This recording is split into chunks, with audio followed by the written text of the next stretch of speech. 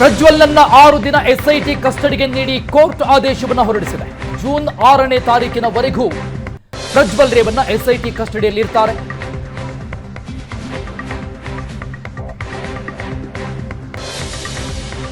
ಇದರ ಜೊತೆಗೆ ಕೆಲವೊಂದಿಷ್ಟು ಸೂಚನೆಗಳನ್ನ ನೀಡಲಾಗಿದೆ ಕೋರ್ಟ್ನಿಂದ.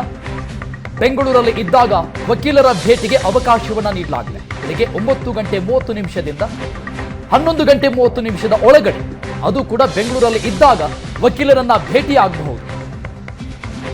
ಇನ್ನು ಮತ್ತೊಂದು ಕಡೆ ಎಸ್ಐಟಿ ಅಧಿಕಾರಿಗಳಿಗೆ ಸೂಚನೆ ನೀಡಲಾಗಿದೆ. ಆರೋಪಿ ಪ್ರಜ್ವಲ್ಗೆ ಯಾವುದೇ ರೀತಿಯಾದಂತಹ ಕಿರುಕುಳವನ್ನ ನೀಡಬಾರದು. ಬಗ್ಗೆ ಇನ್ನಷ್ಟು ಡೀಟೇಲ್ಸ್ ನೀಡ್ತಾರೆ ನಮ್ಮ ಪ್ರತಿನಿಧಿ ಚೇತನ್ ಲೈವ್ ನಲ್ಲಿದ್ದಾರೆ. ಚೇತನ್, ಕೊನೆಗೂ 6 ದಿನ ಕಸ್ಟಡಿ ಆಯಿತು, ಮುಂದಿನ ಪ್ರೊಸೆಸ್ ಏನಾಗಿರುತ್ತೆ ಚೇತನ್? ಅರುಣ್, ಇವಾಗ ಆಲ್ರೆಡಿ ಒಂದಷ್ಟು ಕಂಡೀಷನ್ಸನ್ನ ಹಾಕಿ, ಅಂದರೆ 9:30 11:30 ತನಕ ಒಂದು ವಕೀಲರ ಭೇಟಿಗೆ ಅವಕಾಶವನ್ನು ಜಡ್ಜ್ ನೀಡಿರುವಂಥದ್ದು. ಅಂದರೆ ಇವಾಗ ಆಲ್ರೆಡಿ ಅವರ ಒಂದು ಪ್ರಜ್ವಲ್ ರೇವಣ್ಣ ಅವರ ಪರ ವಕೀಲ ಅರುಣ್ ಅವರು ಕೂಡ ಇದನ್ನು ರಿಕ್ವೆಸ್ಟ್ ಮಾಡಿದ್ರು.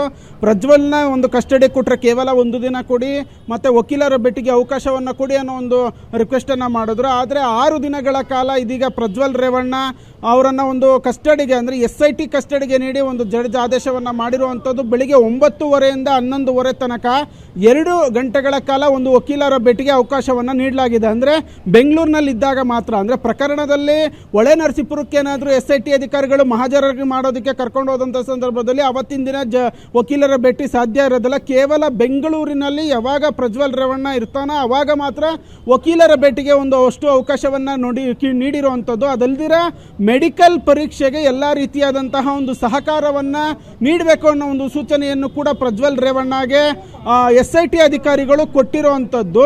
ಕೇವಲ ಇದು ಮಾತ್ರ ಅಲ್ಲ, ಅಂದರೆ ಸಾಕಷ್ಟು ಒಂದು ಇನ್ವೆಸ್ಟಿಗೇಷನ್ಗೆ ಒಂದು ಬೆಂಬಲವನ್ನು ಕೊಡಬೇಕು ಅನ್ನೋ ಒಂದಷ್ಟು ಸೂಚನೆಗಳನ್ನು ಕೊಟ್ಟು ಇದೀಗ 6 ದಿನಗಳ ಕಾಲ ಒಂದು ಕಸ್ಟಡಿಗೆ ಕೋರ್ಟ್ ನೀಡಿರುವಂಥದ್ದು. ನೆಕ್ಸ್ಟ್ ಏನಾಗ್ಬೋದು ಅನ್ನೋದಾದರೆ, SIT ಅಧಿಕಾರಿಗಳ ಇನ್ವೆಸ್ಟಿಗೇಷನನ್ನು ಇವತ್ತಿಂದನೇ ಚುರುಕು ಮಾಡ್ತಾರೆ. ಒಂದಷ್ಟು ಪ್ರಜ್ವಲ್ ರೇವಣ್ಣನನ್ನು ವಿಚಾರಣೆಯನ್ನು ಮಾಡ್ತಾರೆ. ಒಳೆ ನರಸೀಪುರ ಮತ್ತು ಬೆಂಗಳೂರಿನ 2 ಮನೆಗಳಲ್ಲೂ ಕೂಡ ಆತನನ್ನು ಕರ್ಕೊಂಡೋಗಿ ಆತನ ಸಮ್ಮುಖದಲ್ಲೇ ಒಂದು ಮಹಾಜರು ಪ್ರಕ್ರಿಯೆಯನ್ನು ಕೂಡ ಮಾಡ್ತಾರೆ.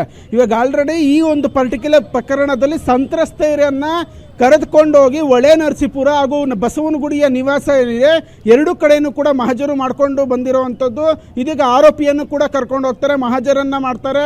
ಸಂತ್ರಸ್ತೆಯರನ್ನು ಮತ್ತು ಏನು ಪ್ರಜ್ವಲ್ ರೇವಣ್ಣ ಇಬ್ಬರನ್ನು ಕೂಡ ಎದುರು ಬದರು ಕೂರಿಸಿ ಒಂದಷ್ಟು ಪ್ರಶ್ನೆಗಳನ್ನು ಕೂಡ SIT ಅಧಿಕಾರಿಗಳು ಕೇಳ್ತಾರೆ. ಅದಲ್ದಿರ ಇಡೀ ಪ್ರಕರಣದಲ್ಲಿ ಮುಖ್ಯವಾದಂತಹ ಸಾಕ್ಷಿಯಾಗಿರುವಂಥದ್ದು ಆ ಒಂದು ಮದರ್ ಡಿವೈಸ್, ಅಂದರೆ ವಿಡಿಯೋವನ್ನು ರೆಕಾರ್ಡ್ ಮಾಡಿರುವಂತಹ ಆ ಮೊಬೈಲ್ ಎಲ್ಲೋಯ್ತು ಅನ್ನೋದರ ಇನ್ವೆಸ್ಟಿಗೇಷನನ್ನು SIT ಅಧಿಕಾರಿಗಳು ಮಾಡ್ತಾರೆ. ಇದಕ್ಕೆ ಯಾವ ರೀತಿ ಒಂದು ಪ್ರಜ್ವಲ್ ರೇವಣ್ಣ ಉತ್ತರವನ್ನು ಕೊಡ್ತಾರೆ ಅನ್ನೋದು ನೋಡಬೇಕಾಗತ್ತೆ. ಇದೀಗ ನಮ್ಮ ಕ್ಯಾಮ್ರಾ ಪರ್ಸನ್ ಶ್ರೀನಿವಾಸ್ ನಿಮಗೆ ಪ್ಯಾನ್ ಮಾಡಿ ತೋರಿಸೋದಕ್ಕೆ ಟ್ರೈ ಮಾಡ್ತಾರೆ. ಪ್ರಜ್ವಲ್ ರೇವಣ್ಣನನ್ನು SIT ಅಧಿಕಾರಿಗಳು ಇನ್ನೇನು ಕೆಲವೇ ಕ್ಷಣಗಳಲ್ಲಿ ಕರ್ಕೊಂಡು ಹೋಗ್ತಾರೆ ಅನ್ನೋದ್ರ ಬಗ್ಗೆ ಮಾಹಿತಿ ಲಭ್ಯ ಆಗ್ತಿರುವಂಥದ್ದು. ಅದನ್ನೇ ತೋರಿಸುವಂಥ ನಿಟ್ಟಿನಲ್ಲಿ ಇದೀಗ ನಮ್ಮ ಕ್ಯಾಮ್ರಾ ಪರ್ಸನ್ ಶ್ರೀನಿವಾಸ್ ವಿಜುವಲ್ಸಲ್ಲಿ ತೋರಿಸ್ತಿರುವಂಥದ್ದು. ಅಂದರೆ ಎಲ್ಲ ರೀತಿಯಲ್ಲೂ ಕೂಡ SIT ಅಧಿಕಾರಿಗಳು ಸಿದ್ಧತೆಯನ್ನು ಮಾಡ್ಕೊಂಡಿದ್ದಾರೆ. ಬೊಲೆರೋ ವಾಹನವನ್ನು ಕರೆದುಕೊಂಡು ಬಂದು ಕೋರ್ಟಿನ ಆವರಣ ಏನಿದೆ, ಅಂದರೆ ಪ್ರಜ್ವಲ್ ರೇವಣ್ಣನ ಆಚೆ ಕರ್ಕೊಂಡು ಬರುವಂತಹ ಆವರಣ ಏನಿದೆ ಅಲ್ಲಿ ವೆಹಿಕಲನ್ನು ರೆಡಿ ಮಾಡಿ ಇಟ್ಕೊಂಡಿರೋವಂಥದ್ದು. ಇನ್ನೇನೋ ಕೆಲವೇ ಕ್ಷಣಗಳಲ್ಲಿ ಪ್ರಜ್ವಲ್ ರೇವಣ್ಣ ಬರ್ತಾನೆ, ಆತನನ್ನು SIT ಕಚೇರಿಗೆ ಕರೆದುಕೊಂಡು ಹೋಗ್ತಾರೆ.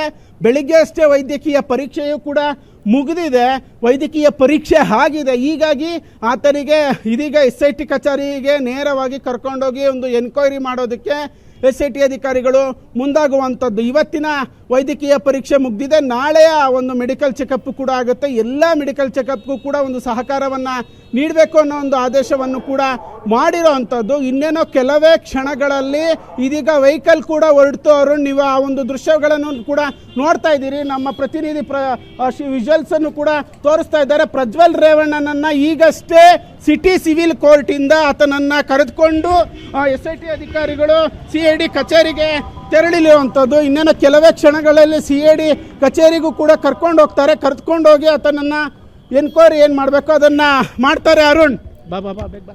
ಓಕೆ ಚೇತನ್, ಇಲ್ಲಿಂದ ನೇರವಾಗಿ CID ಕಚೇರಿಗ ಮತ್ತೆ ಮೆಡಿಕಲ್ ಟೆಸ್ಟ್ ಆಗೋದಿಲ್ವಾ, ಹೇಗೆ? ಇವತ್ತು ಮೆಡಿಕಲ್ ಆಗೋದಿಲ್ಲ. ಯಾಕಂದರೆ ಬೆಳಿಗ್ಗೆನೇ ಬೌರಿಂಗ್ ಆಸ್ಪತ್ರೆಯಲ್ಲಿ ಪ್ರಜ್ವಲ್ ರೇವಣ್ಣಗೆ ಒಂದು ಮೆಡಿಕಲ್ ಟೆಸ್ಟನ್ನು ಮಾಡಲಾಗಿದೆ. ಹೀಗಾಗಿ ಆತನ ಮೆಡಿಕಲ್ ಇವತ್ತಿಗೆ ಮುಕ್ತಾಯ ಆಗುತ್ತೆ. ನಾಳೆ ಮತ್ತೆ ಆತನಿಗೆ ಒಂದು ಮೆಡಿಕಲ್ ಮಾಡೋದಕ್ಕೆ ಎಲ್ಲ ರೀತಿಯಾದಂಥ ಒಂದು ಸಿದ್ಧತೆಯನ್ನು ಅಧಿಕಾರಿಗಳು ಮಾಡ್ತಾರೆ. ಇವತ್ತಿನ ಮೆಡಿಕಲ್ ಮುಕ್ತಾಯ ಆಗಿರೋದ್ರಿಂದ ಇವತ್ತು ನೇರವಾಗಿ SIT ಕಚೇರಿಗೆ ಆತನನ್ನು ಕರ್ಕೊಂಡು ಹೋಗ್ತಾರೆ. ಕರ್ಕೊಂಡು ಹೋಗಿ ಆತನಿಂದ ಒಂದು ಏನು ಎನ್ಕ್ವೈರಿ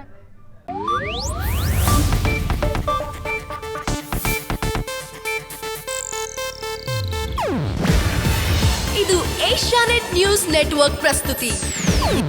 ನೀವು ನೋಡ್ತಿದ್ದೀರಾ ಏಷ್ಯಾನೆಟ್ ಸುವರ್ಣ ನ್ಯೂಸ್.